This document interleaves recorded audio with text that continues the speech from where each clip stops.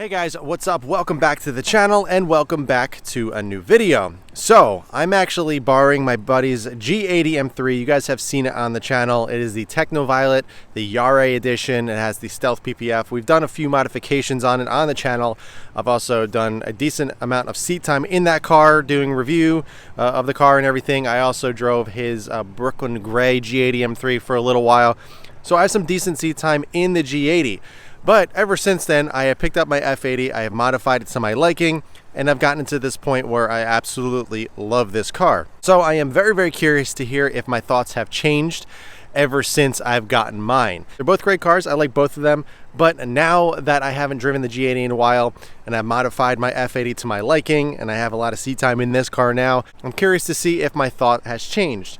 So what we're gonna do is kind of do a back-to-back comparison. You know, drive this car, see what I think, let you know the pros and cons of this, then hop in the G80 and do the pros and cons of that car as well. Do I still prefer this car? Would I rather have a G80 now that I have had some seat time in this car? You may think that I'm going to be a little bit biased, but I'm 100% not. I'm going to let you know exactly how I feel. You know, if I want a G80, I'll let you guys know that. So let's start this video off. Let's hop in the F80 and do a little drive. I'll let you guys know what I think, and then in a little bit, we'll go and hop into the G80. All right, so let's get right into it. Let's start going over the cons of the F80. I figured that's what you guys want to hear first. So let's talk about the few things that I don't like about this car, or that they're a little bit of an issue for most people, for most F80 owners. The first one being the sound. The S55 is probably one of the most, I don't want to say worst sounding motors that BMW has ever come out with. But in terms of M cars, I will say the S55 is low on the totem pole. It is not the best sounding car stock. Yes, everything can be improved aftermarket with aftermarket exhausts and all that, but I'm merely talking stock for stock. If you guys don't know me, I'm a really big exhaust nut, so I'm always looking for that perfect exhaust note in all of my cars. So the S55 is different, although I'm very familiar with the M motors. I had an S54 and the E46 M3, and if you know that motor, that is kind of close to you know, the S55 in terms of sound. It's very raspy. Not a lot of people like it. Me personally, I loved it.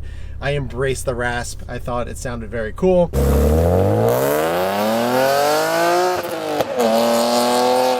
And it's no different for the S55. It takes some work to get it to sound good, but stock for stock, the S55 just does not sound good. All right, my second con that the F80 is pretty known for is the crank hub. Now, whether you think this is a big deal or not, it definitely is a prevalent issue, and it definitely is something that you need to look into before you get an F80. However, with most performance-oriented cars, performance-oriented motors, there's always an Achilles heel. There's always something that can take a motor out, you know, whether it's one or a couple components. E46 M3, you know, it had the whole vanos issue. The little tabs on the vanos could break off and potentially grenade your motor. It even had subframe issues. If you had SMG, it had SMG issues, the transmission. In the E90X, I mean, rod bearings, pretty prevalent issue as well.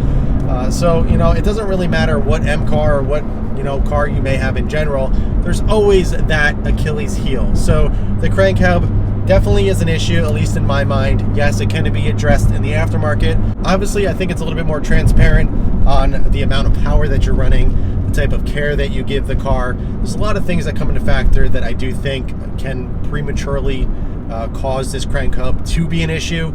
But it definitely is an issue, in my opinion, and it's definitely something that I think a lot of F80 guys should look into. If you're looking to buy this car, it definitely is a con. It can definitely be a little scary because it is an expensive fix if you do not know about it and something does happen. Now, this next con, this is going to be my last one actually, but this is a little bit of a nitpicky thing. Now, this is not just something that's in the F80, F82, it's also in the F87 M2. I actually commented about this when I had my buddy's M2 for a little while. It doesn't have a sync button on the HVAC system, so it's dual zone. So when you want to change the temperature in the cabin of the car, You change the temperature on one side and the other side doesn't change. There's no button to press where you just turn one knob and they both sync together.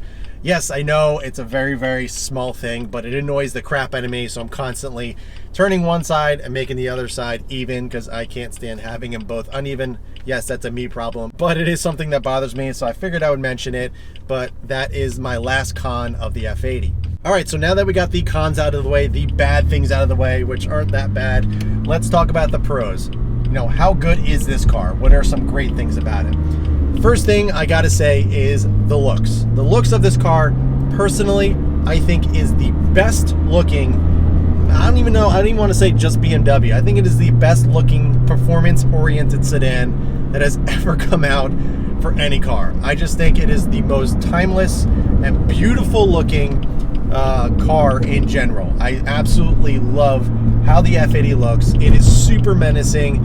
It fits the part very, very well. You know, everything about the F80 is just, it's perfect. And not to mention the overall size of this car. The size of this car is perfection. That's really funny. As I'm talking about this, an Isle of Man green G82 M3 just went by. But in terms of sizing, the F80 is perfect. Just walking up to the F80, the proportions and everything is just perfect. You know, it's not too small, it's not too big, it just feels right. You know, even walking up to my old STI, that even felt a little big. The F80 is so much smaller in person when you're walking up to them and just around them than it is in pictures and videos and everything. So I was pleasantly surprised when I got my F80 that it really is much smaller than you think. I prefer smaller cars in general, so I was very, very happy to have that feeling when I walked up to it for the first time that I ever seen one. You know, it's a really just nimble looking car, and it feels right when you're driving it. It doesn't feel big, it doesn't feel small, it just feels proportionally right, at least in my opinion. Now, another thing that you guys may not agree with, but the F80 to me, I love its simplicity. You know, the interior is pretty plain, but I like that. I don't like busy interiors. I don't like things with 15 different screens and a million different options to choose from. I will agree it does have a little too many modes, driving modes that you can put it into, but just the overall look of it, it's just very BMW. It reminds me a lot of the older generations. It feels like a great transition from the E90X and previous generations. You get in this car and you're like, yup, I'm in a BMW M car. It really feels like quality. It just feels, you know, very, very put together. And one of the really big things that I do love about the simplicity of it is that it still has analog gauges. I'm not a big fan of digital gauges. Yeah, they look cool, they can do some cool things, but in terms of reliability and over time, analog gauges are it. I mean, it just reminds me of like a fine, very tuned, very good looking watch, as opposed to, you know, a digital watch or something like that. You know, analog watches, analog dashes or gauges, to me, just look a little bit more classy and obviously look a little bit better in my opinion. Now, the feel of this car, I kind of briefly touched in on this when I was talking about the size, but the feel of it when you're driving, it feels perfect. I mean, stock for stock, getting into the F80 M3, like I said, everything about it feels good. It feels like an M car. It doesn't feel like it's floating. It doesn't feel like it's, you know, oversized or anything like that. It feels like an M car. To me, it's a really great driving experience. You know, you sit nice and low. You can adjust your seats pretty darn low. I'm at the lowest setting right now, although I still prefer mine a little bit lower. I will be adjusting that in the aftermarket world, but either way, for most people, as low as these seats go, is perfect. I really, really love the seating position, the driving position, the feel of everything, you know, and when you're taking it through twisties and just enjoying the car, you can really, really see how great of a car and how perfectly it is set up from the factory. So those are my pros and cons of the F80 M3. I am a very, very big fan of it, obviously because I purchased one, but just because I like this car, it doesn't mean I don't like the G80. So let's go ahead, let's head back to the garage, let's hop in the G80, and let's go over a few things that I like and don't like about it. And once I finish that, we'll go back into the garage, have both side by side, and then I can let you know overall which one I prefer. All right, guys, so here is the G80. I figured I would hop out of the car, show you guys in the daytime, because this is exactly what I did with the F80, but this is it. This is a Yare Edition 2023, It is Technoviolet covered in S-Tech PPF, so it's the stealth PPF. Gives it a really cool front finish. Looks like it's a kind of a frosted look.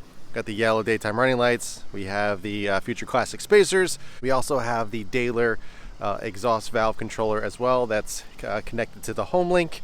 So all you gotta do is press the button on the mirror and it opens and closes the valves of the exhaust back here. But also he did the CSL carbon grille and the carbon inlets down there.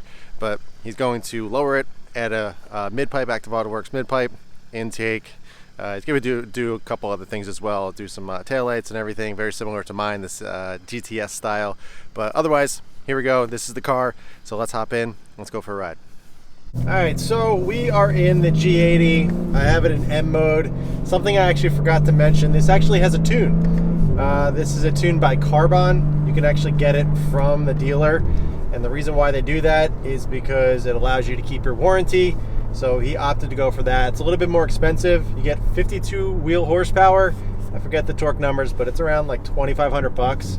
But if warranty is important to you and you do want to tune the car, you know, you can go with that. And I will say, having driven this before it was tuned, and then now that it's after, this thing is insanely fast. I can definitely feel the increase with the tune. So definitely a worthy contender if you're looking to tune the car and you want to keep your warranty, but there's obviously some others out there with a lot more power and cheaper, but you know, you're going to void your warranty. All right, so let's get into the cons. Let's talk about things that I don't like about this car. First things first, it's a very big car, much bigger than the F80. I mean, even being in the car, everything around me just seems larger. Walking up to the car, it feels bigger. It feels like a larger car. This is like an older 5 Series in terms of sizing. The M3 in this generation specifically is pretty darn big. It doesn't feel like it when you're driving it, but at the same time, it's a very big car. You know, just parking it in the garage and everything, it just feels bigger overall. While the good thing is, it doesn't feel like it when you're driving it. I just prefer a smaller looking car, you know, walking up to it, being around it. I just prefer that smaller feel, you know, that smaller sports car feel. This just feels like a giant GT sports sedan. My second con of the G80 M3 is the front end. Yes, it is probably the most controversial part of this entire car. When this thing first came out, it got people talking for sure. It was a love-hate thing. A lot of people didn't like it, but you know, as time progressed and as they got modified, people didn't mind them as much. But still, it's definitely a look that only a mother could love, kind of thing. You know, it's a 50-50 shot. Personally, I don't think it looks as bad as it used to, or as it did when it first came out. Again, for me, I didn't like it at first, but after seeing them modified with the different front grille, like this one, front lip, and then lowered, it does look pretty decent. But yes, I don't think it's the best looking front end that BMW M cars ever come out with.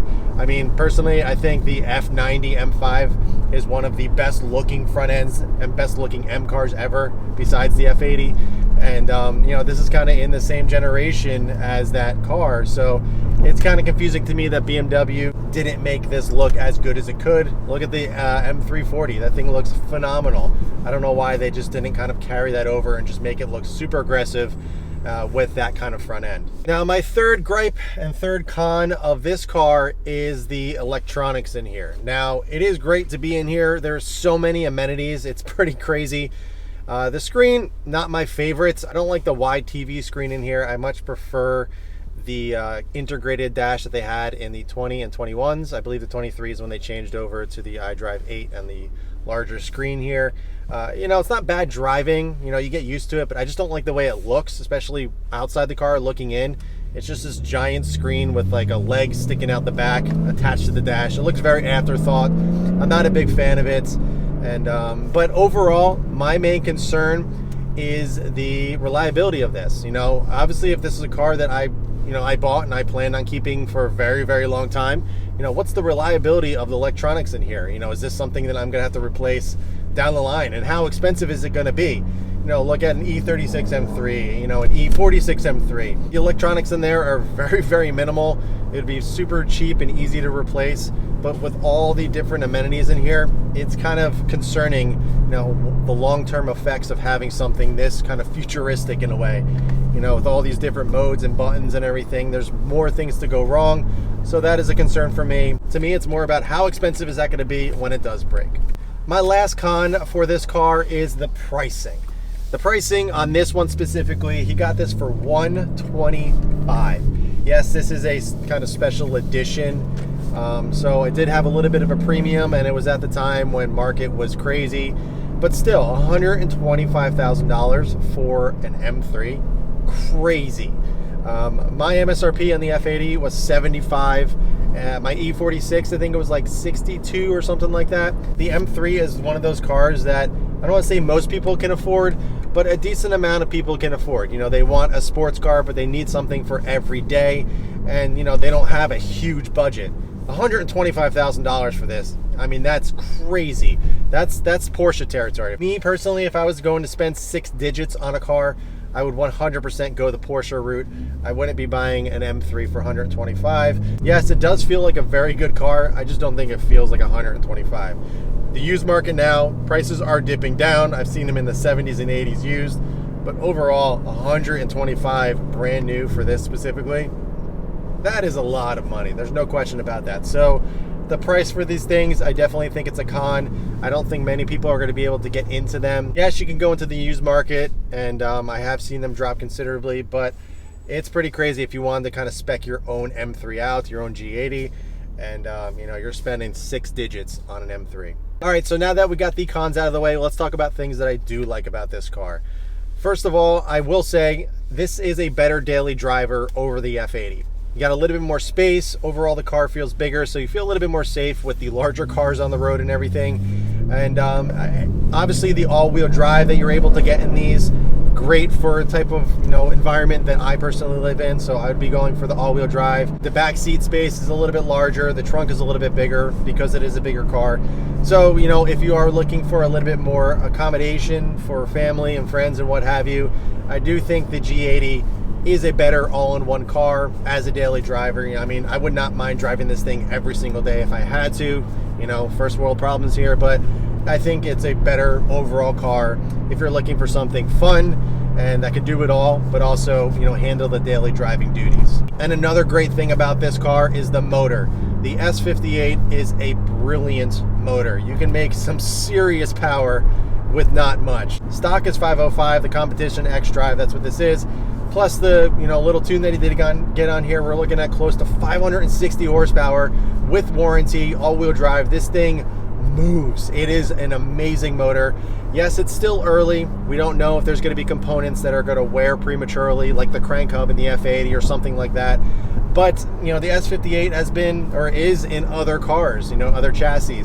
So it's proving to be pretty darn good. You know, I haven't really seen many faults yet. Obviously, if you push it really far, you may see the limits, but you know, for the average Joe like myself, you know, that just likes to tune it very, very simply and not go too crazy, I think the S58 is a much more stout motor overall, and I just think in long term, I think it's a little bit more reliable than the S55.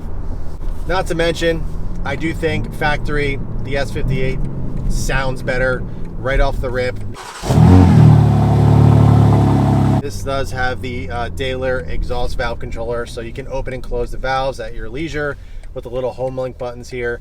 But it does sound better, and I will say, just adding a mid-pipe on here and maybe an intake or something, this car would sound very, very, very good. And my last thing that I love about this car is it's incredibly fast. I mean, even without the tune here, 505 horsepower is no joke. And it being all-wheel drive, this thing gets down and moves. This is a sub 3-second car, 0 to 60. That's insane. All you do is just launch the car and it hooks every single time and it throws you back into your seat. I mean, this thing, like,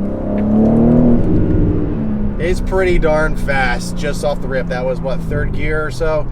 And, you know, I'm traveling at 40 miles an hour and it moves and boogies. It's a very good feeling car.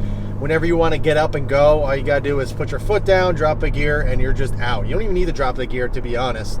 It just moves whenever you want it to, and it moves very fast. It's pretty addicting. I will say that I find myself driving a little bit faster in this car because it kind of eggs you on and wants you to go faster. I guess the only bad thing about how quiet it is in here and just overall outside, you don't realize how fast you're actually going. So when you are driving, getting on the highway, you're just kind of going through the gears and you look down and you're going much faster than you really think. So those are the pros and the cons of the G80. I do think it's a great car. It's a lot of fun to drive. I wouldn't mind driving one every single day if I had to, twist my arm. But let's head back to the garage.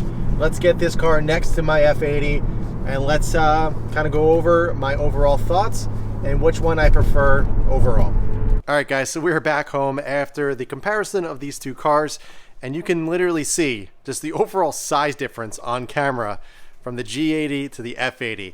The G80 just looks massive. I mean, look how long the hood is, and just it looks like, I mean, it is such a bigger car in comparison to the F80, which looks like a little Matchbox car next to it.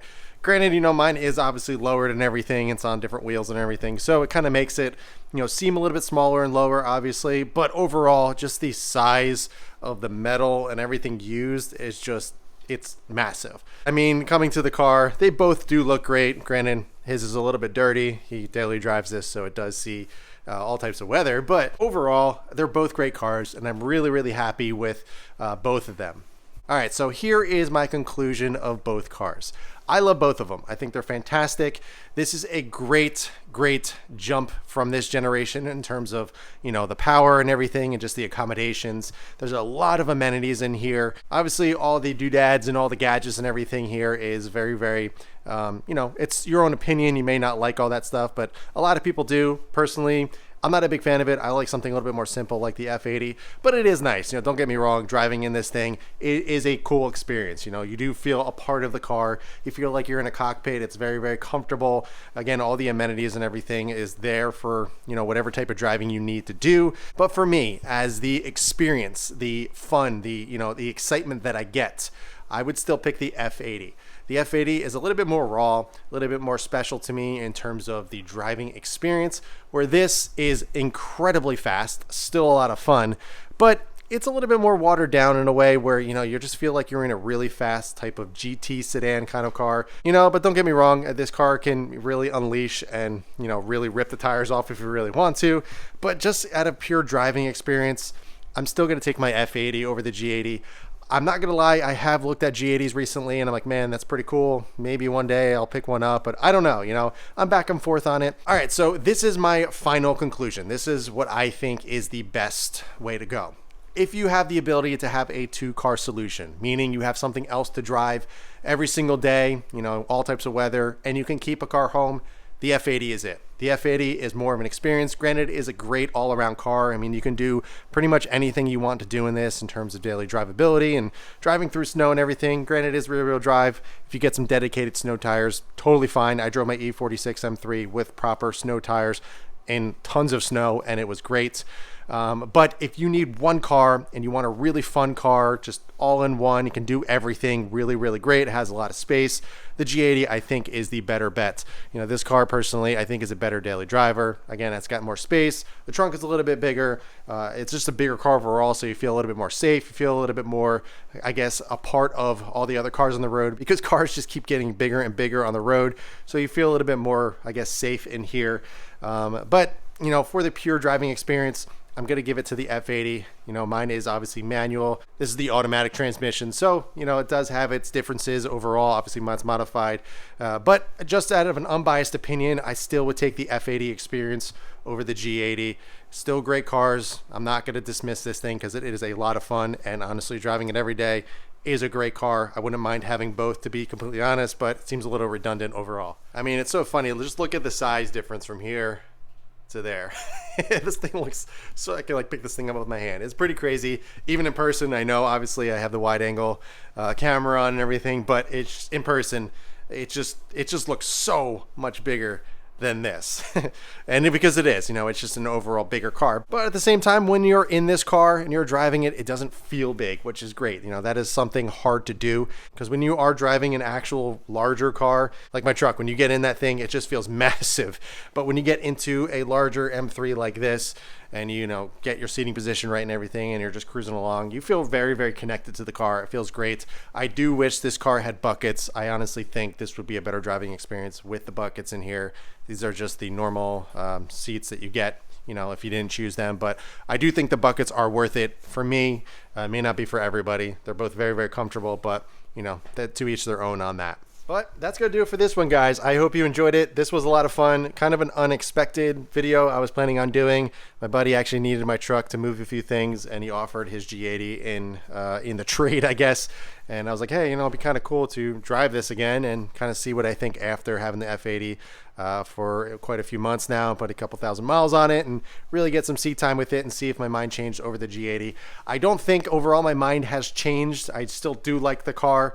You know, but having the experience in the F80 with the way that I have it modified and all that, you know, now that I got a great example of each, I still would pick the F80, although, again, I still think the G80 is a fantastic car. All right, guys, so that's going to do it for this one. I hope you enjoyed it. Let me know in the comments below. Would you rather have a G80 or an F80 or something else? I'm curious to hear what you think. But if you guys have any questions at all about either car or anything else, please leave them in the comments below. But in the meantime, keep it clean, keep it simple, and I'll catch you guys in the next one.